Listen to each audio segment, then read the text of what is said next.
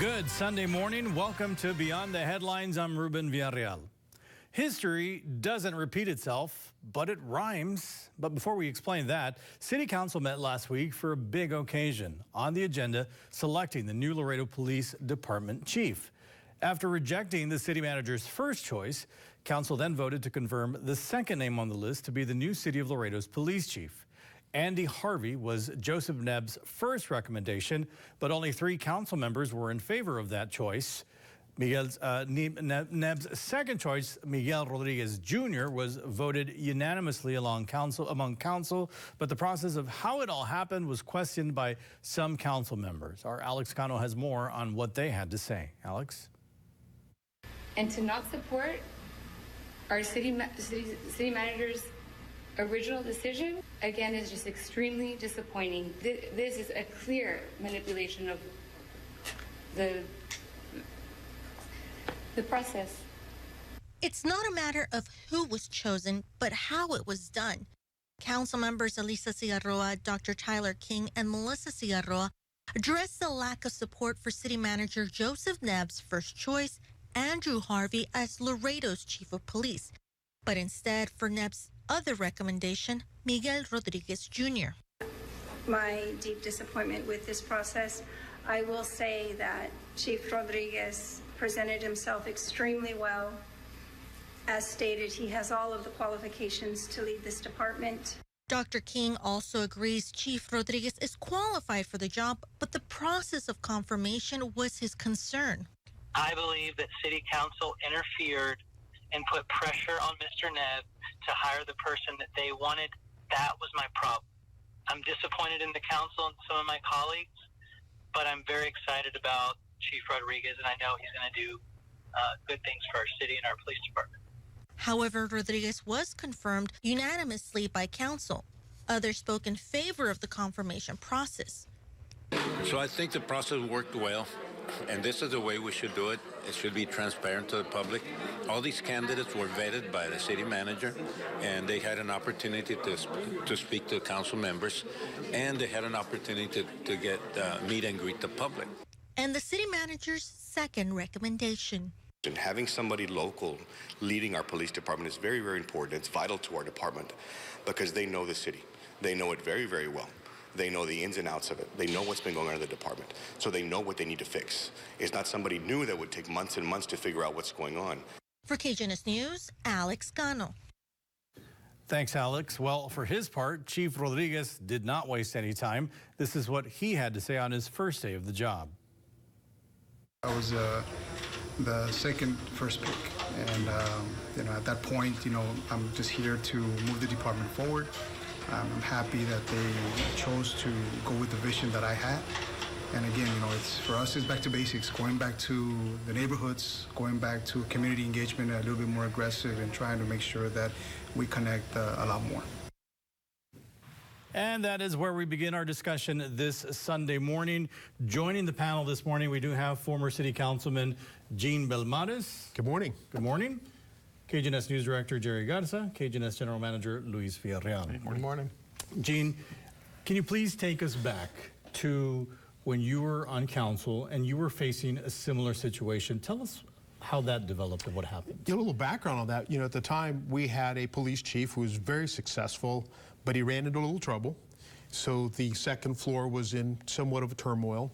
He eventually retired and pled guilty to some charges.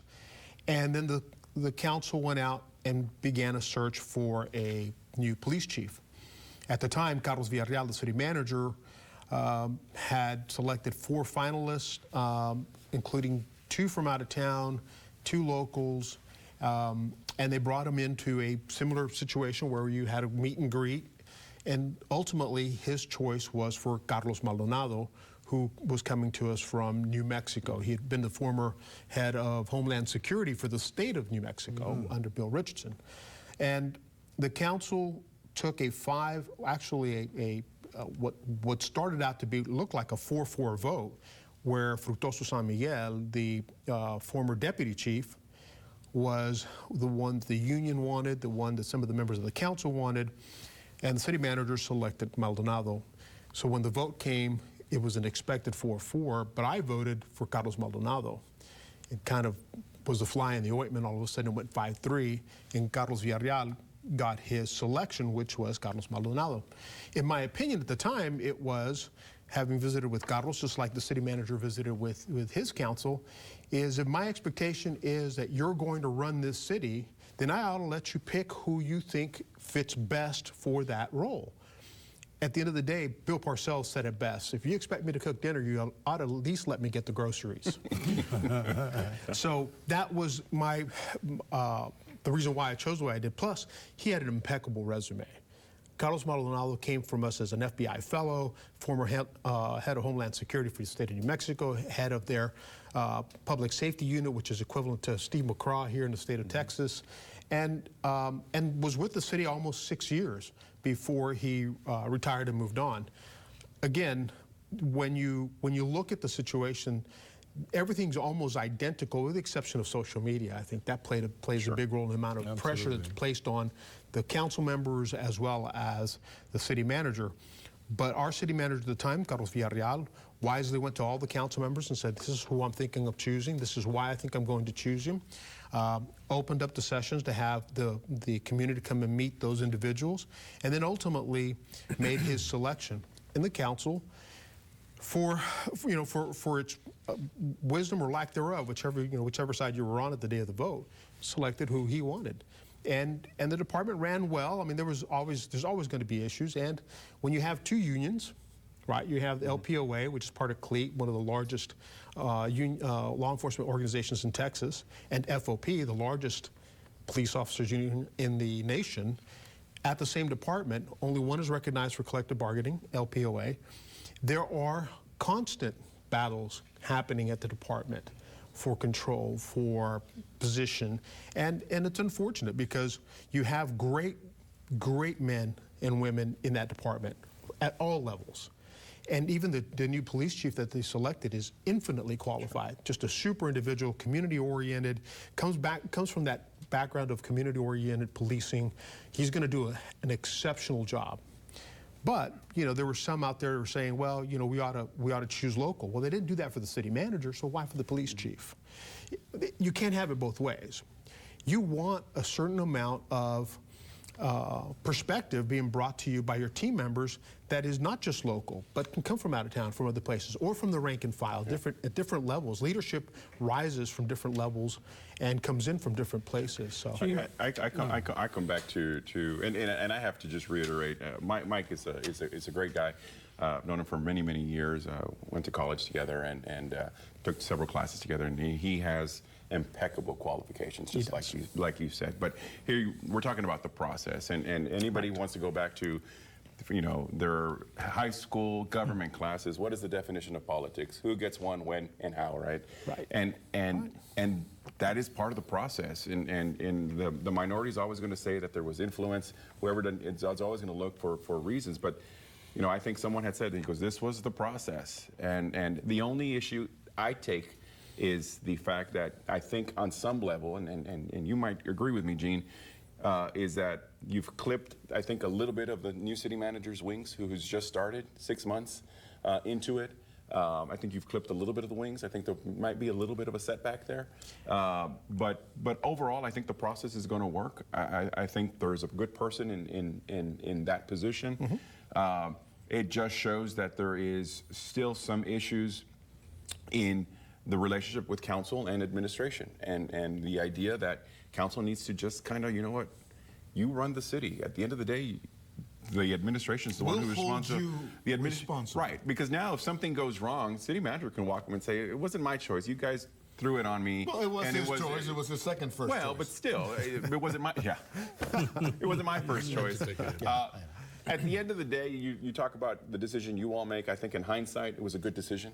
You had good 6 years at the police department. Mm-hmm. Hindsight's 20/20, right? Yeah. And now we're looking at this. And look, I'm trying to look into the crystal ball. I think it's going to be good for the department overall. There are still some issues that need to be worked out. I don't think anybody here is saying that there isn't, and I hope that the new police chief tackles those issues. So if they, go ahead. I was just gonna.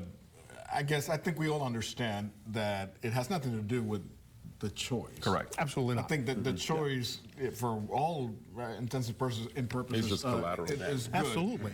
It is that the process of you hired someone to do a job and second guessing him is not the best thing. But going back even a little further, I've always had an issue with predetermining criteria that is useless.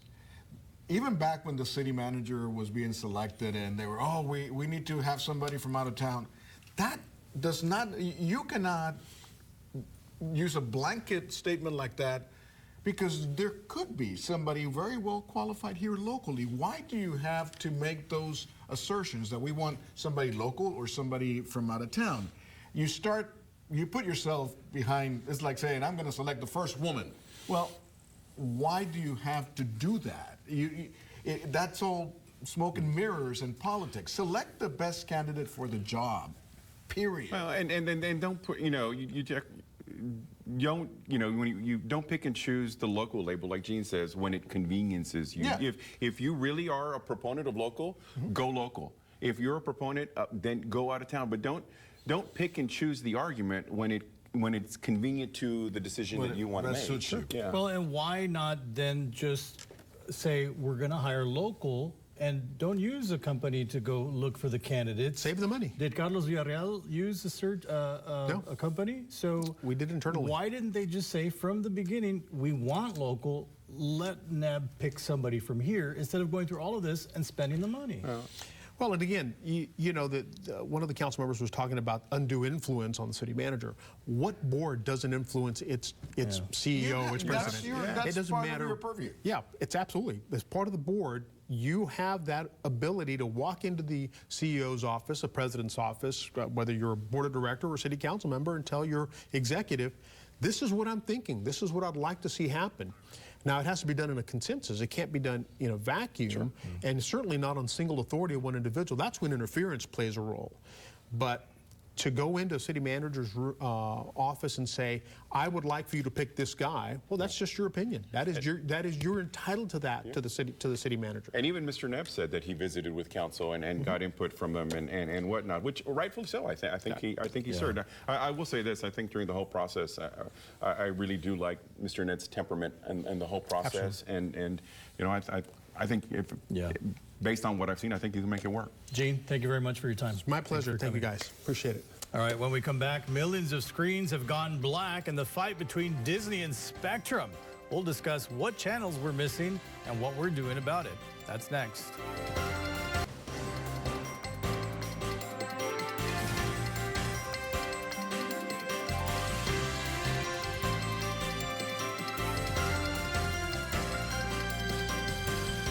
And welcome back to Beyond the Headlines on this Sunday morning. They say the most magical place on earth during the fall are stadiums all across the country.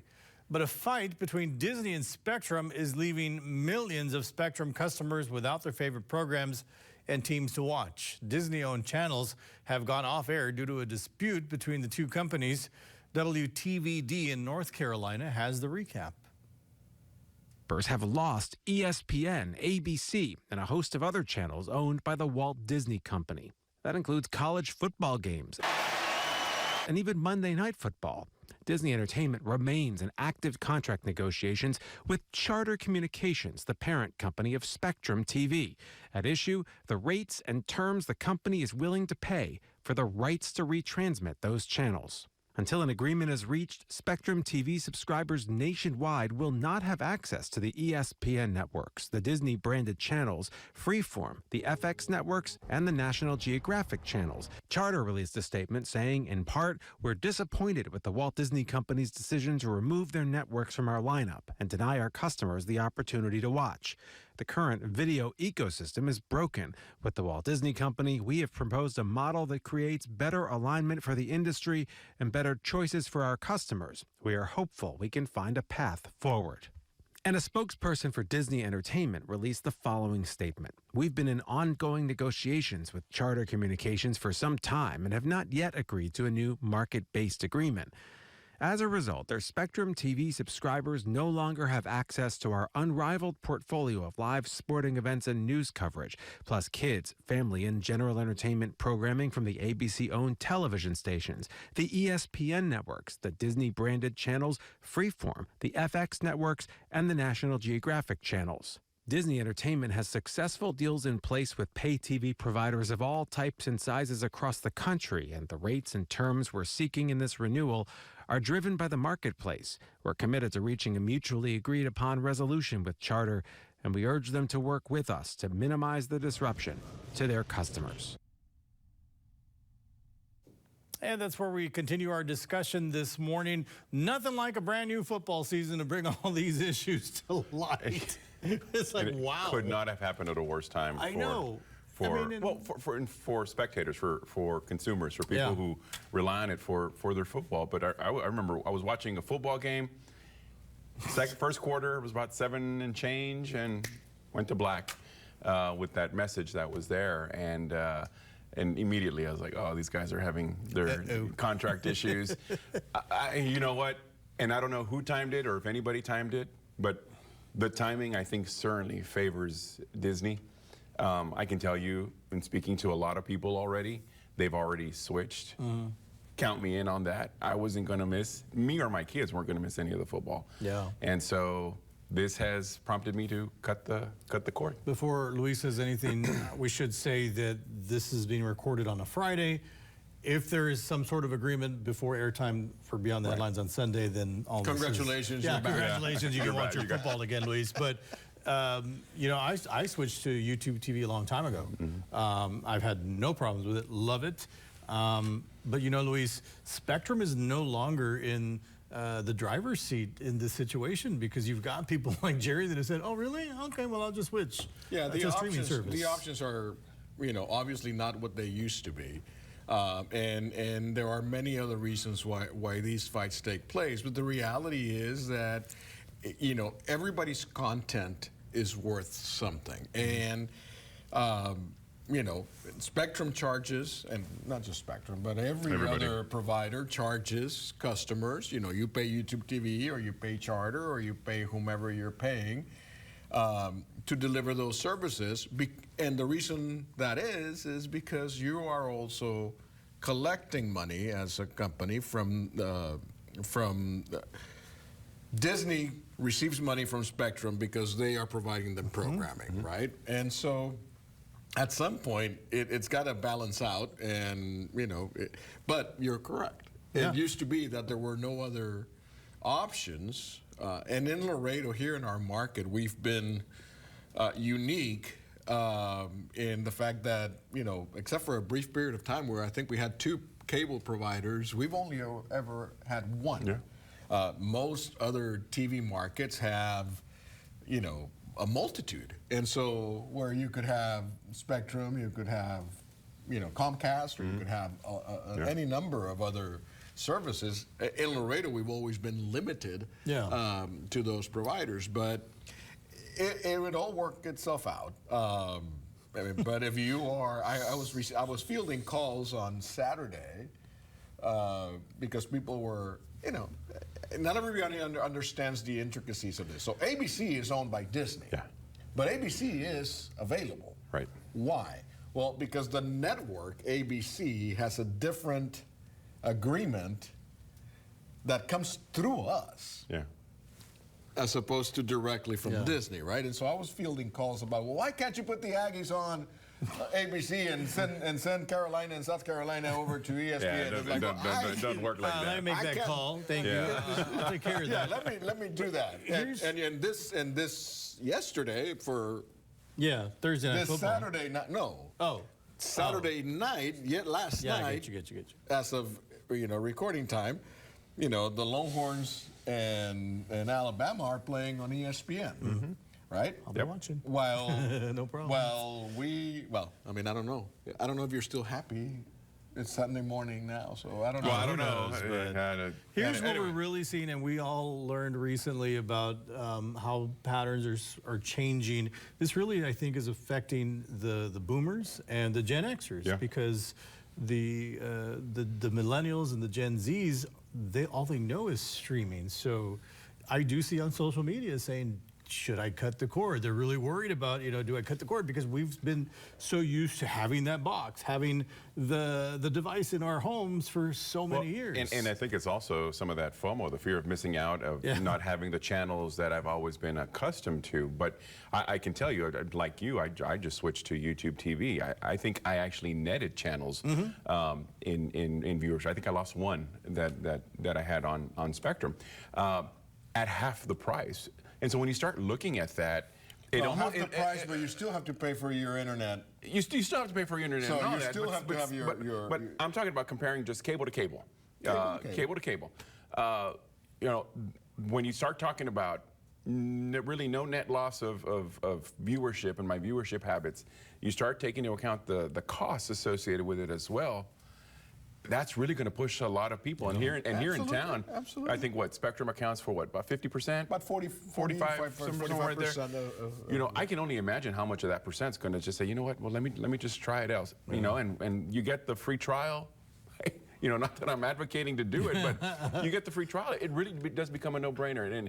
And I was watching CNBC earlier in the week, and they were saying, look, Spectrum needs to be very careful because I think this, granted, NBC's not, or Disney's not in a great position either right now, but I think this hurts. I think this hurts Spectrum Charter a little bit more. Well, we could talk a little bit more about this, and we don't have the time. But there's also strategic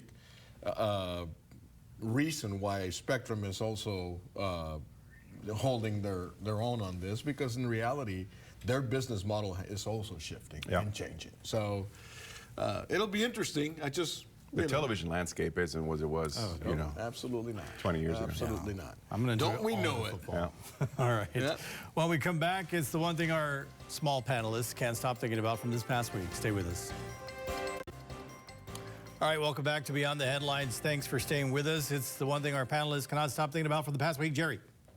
So I had a little bit of a difficult time picking what my one thing was going to be, but at the end of the day, I had to go with this because it is football night in America. And I know everybody's getting ready. Everybody on this panel, -1, are gearing up for that matchup right there. Cowboys and Giants Sunday night right here on NBC. I'm just excited about football. I mean, last week I was glued to the TV watching college football now, and college and NFL. And again, going back to what we were talking about in previous, with that YouTube TV, you can do that multi-view now. Yeah. Absolutely. Stop plugging it. I'm just saying. Sorry, dude. Four games at once. It's an awesome Are you buying the Sunday ticket? I don't know. It's kind of pricey, but it is pricey. At least Red Zone, that's for sure. It's football season, period. All is right with the world again. So real quick, who's making it to the Super Bowl this year? Oh gosh. Dallas and KC. No. Well, that's my pick. I got Dallas, Baltimore. Yeah, this is so great. So anyone but Dallas. No. Come on, say it. Rams and who? No, the Rams aren't gonna make it. I am going to stick with Buffalo and good pick. San Francisco. All right. What's your one thing, Luis? My one thing is an oldie but goodie. I'm recycling this one because it just comes back. What is this? This is not my one thing. Well, make it up then.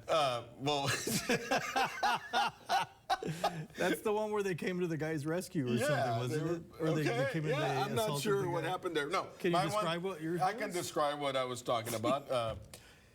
People, if somebody says hello, why is it so hard to just not do something? I mean, why? What are you afraid of? If somebody's greeting you, even if you don't know that person, why is it so difficult? Because it isn't doing this.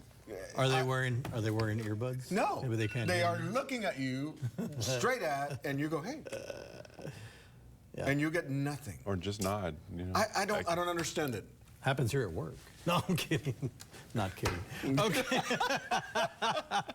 All right, my one thing, I have not talked about this, but I do want to talk about it this Sunday because In Search of Miracles is a project I've been working on. It's available on the KGNS YouTube channel. This is the latest episode. It has been uploaded to the KGNS YouTube channel. I will get it on the website eventually. This is Rolando Vera. He is the nephew to Sergeant Crescenciano Chano Garcia Jr., who went missing 73 years ago during the Korean War. He was a POW, MIA. DNA. His remains, thanks to the modern technology, the miracle of modern technology, are coming home to Laredo in October to be buried alongside his parents because of the DNA match that has now been affirmatively has determined that his remains are indeed coming home to Laredo. So you can watch it on our KGNS YouTube channel along with the other episodes. So it's a beautiful story. That's awesome. Yeah. All right. Thank you, gentlemen. Thank you for watching. Enjoy your football Sunday and have a blessed Sunday as well.